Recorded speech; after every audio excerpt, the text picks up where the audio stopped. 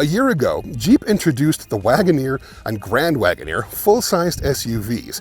And I don't think there was anybody out there that looked at these things and thought to themselves that the one thing that these trucks needed to be was bigger.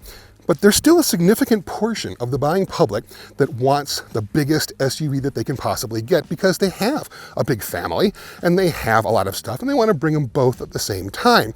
So there's vehicles out there like the Chevy Suburban and the Ford Expedition Max. And if you want a luxury vehicle, you've got the Cadillac Escalade ESV or the Lincoln Navigator L. They are longer than the regular full-sized SUVs. So the only thing Jeep could really do was to create a longer version of the Wagoneer and Grand Wagoneer, and that's exactly what they've done. This is the 2023 Jeep Wagoneer and Grand Wagoneer L. Now, what's the L stand for? I don't know, longer, larger, a little bit loony. Still, it is longer than it was before by 12 inches. It has a 7-inch longer wheelbase. But that's not the only news. They've also got new powertrains for this vehicle as well. So we've come out here to Montana, to Big Sky Country, land of big steaks and big cows and big vistas and big SUVs, to answer the question, is bigger really better, or is it still more about how you use it? So how do you make a Wagoneer and Wagoneer L? Well, you stretch the wheelbase by 7 inches.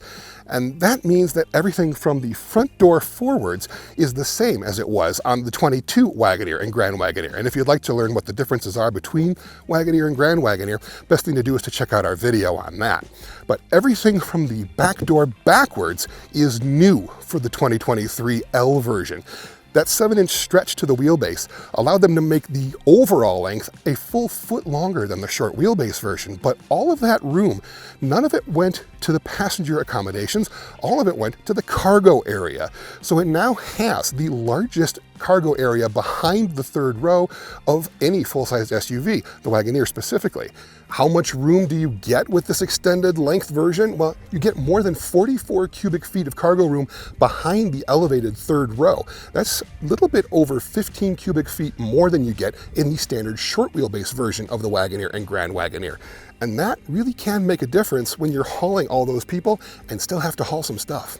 But the other big news for this bigger Wagoneer and Grand Wagoneer isn't just about length, it's about what's under the hood. There's a brand new powertrain for these vehicles as well. Yo, bro, that got a Hemi?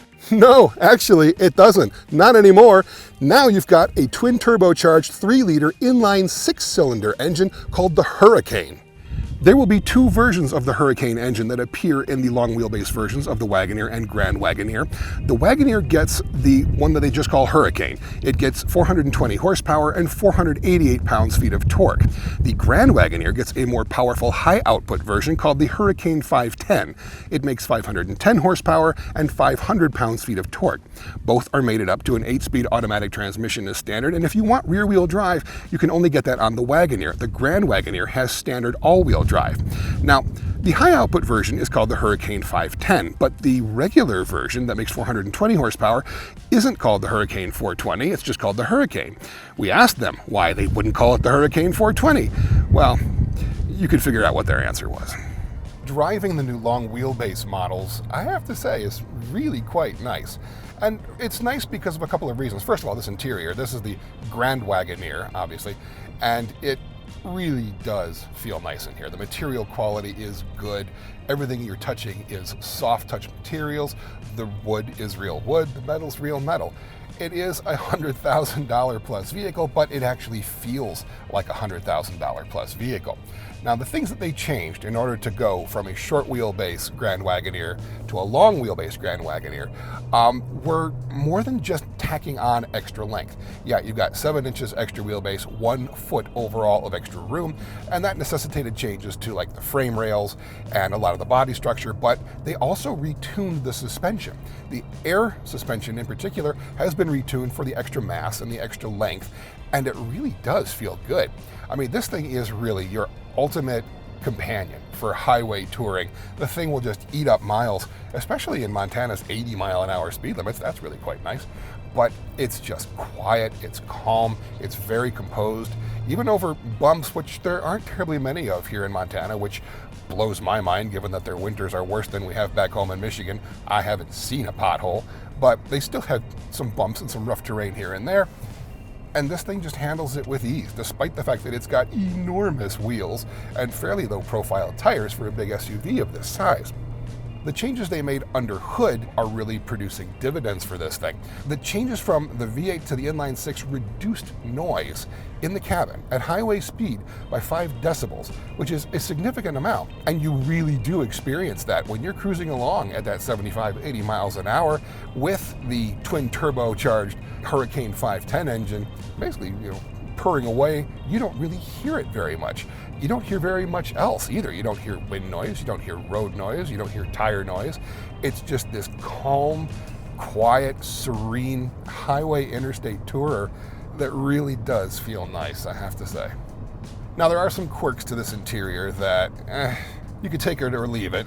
Some of the design choices are a little questionable. Of course, there is the Grand Wagoneer script on the nice wood that's on the passenger side, which I don't care what they say, it still looks like someone went to Michael's and got some silver letters and tacked them on the wood. Not classy, not $100,000 level of sophistication. You're not going to find such things in a Range Rover, for instance.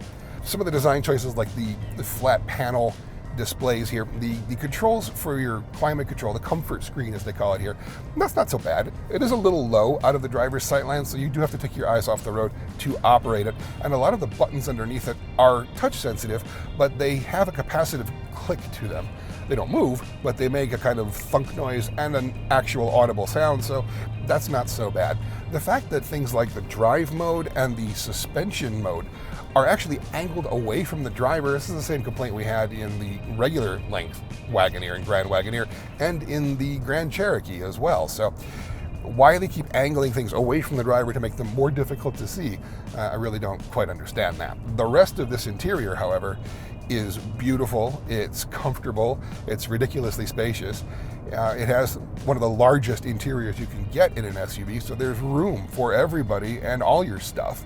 It's expensive, but it's one of these vehicles that actually feels worth the money. Throttle response for the Hurricane 510 is excellent. It's right off the bat. The thing uses 2 small turbochargers. Each one feeds 3 cylinders, and so those smaller turbochargers spool up a lot more quickly. That means you don't have the same kind of turbo lag that you would get if you had a single turbo of a larger diameter. So overall, the responsiveness of the Hurricane 510 is really excellent. You're not going to miss that V8. You put your foot down, this thing moves, despite the fact that it is just a massive vehicle. Dynamically, the rest of this Grand Wagoneer L is excellent. The brakes are strong, they're progressive, they're firm.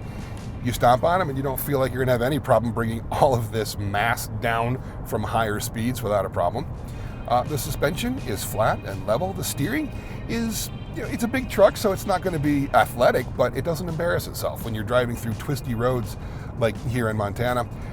It never gets ahead of itself. It never feels like it's going to be sketchy or unusual. It's just solid and planted, really well done. I can see why these things are becoming increasingly popular with people looking for big SUVs. They just drive brilliantly. So if you're okay with the amount of passenger room that the Wagoneer and Grand Wagoneer offer, because the L really doesn't give you any more passenger room than the standard wheelbase version, but does give you a lot more cargo room, well, if that's something that interests you, you might really want to look into the new 2023 Wagoneer L and Grand Wagoneer L. Prices are going to start about $3,000 more than the standard wheelbase versions.